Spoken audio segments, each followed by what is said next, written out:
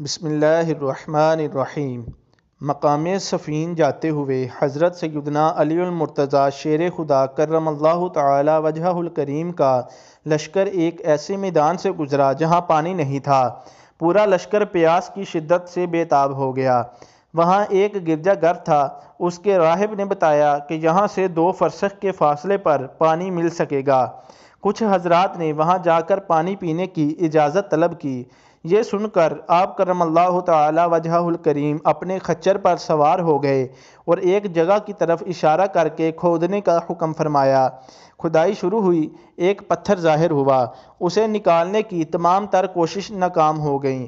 یہ دیکھ کر مولا مشکل کشا کرم اللہ تعالی وجہہ الکریم سواری سے اترے اور دونوں ہاتھوں کی انگلیاں اس پتھر کی دراڑ میں ڈال کر زور لگایا تو وہ پتھر نکل پڑا اور اس کے نیچے سے ایک نہایت صاف و شفاف اور شیریں پانی کا چشمہ ابل پڑا اور تمام لشکر اس سے سیراب ہو گیا۔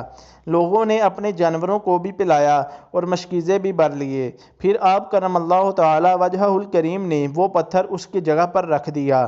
گرجا گھر کا عیسائی راہب یہ کرامت دیکھ کر مولا مشکل کشا کرم اللہ تعالی وجہہ الکریم کی خدمت میں عرض گزار ہوا، کیا آپ نبی ہیں؟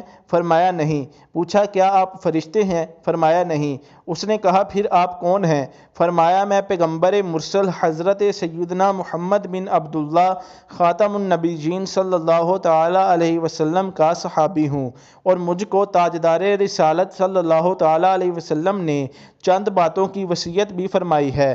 اتنا سنتے ہی وہ عیسائی راہب کلمہ شریف پڑھ کر مشرف با اسلام ہو گیا۔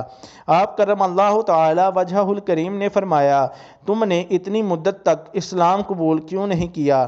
راہب نے کہا، ہماری کتابوں میں یہ لکھا ہوا ہے کہ اس گرجا گھر کے قریب پانی کا ایک چشمہ پوشیدہ ہے۔ اس چشمے کو وہی شخص ظاہر کرے گا جو نبی ہوگا یا نبی کا صحابی۔ چنانچہ میں اور مجھ سے پہلے بہت سے راہب اس گرجا گھر میں اسی انتظار میں مقیم رہے۔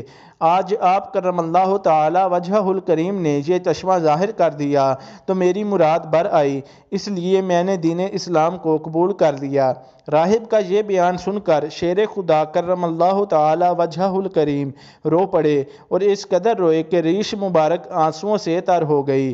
پھر ارشاد فرمایا، الحمدللہ کہ ان لوگوں کی کتابوں میں بھی میرا ذکر ہے۔ یہ راہب مسلمان ہو کر آپ کرم اللہ تعالی وجہہ الکریم کے خادموں اور مجاہدوں میں شامل ہو گیا اور شامیوں سے جنگ کرتے ہوئے شہید ہو گیا، اور مولا مشکل کشا نے اپنے دستے مبارک سے اسے دفن کیا اور اس کے لیے مغفرت کی دعا فرمائی۔ وآخر دعوانا ان الحمد للہ رب العالمین۔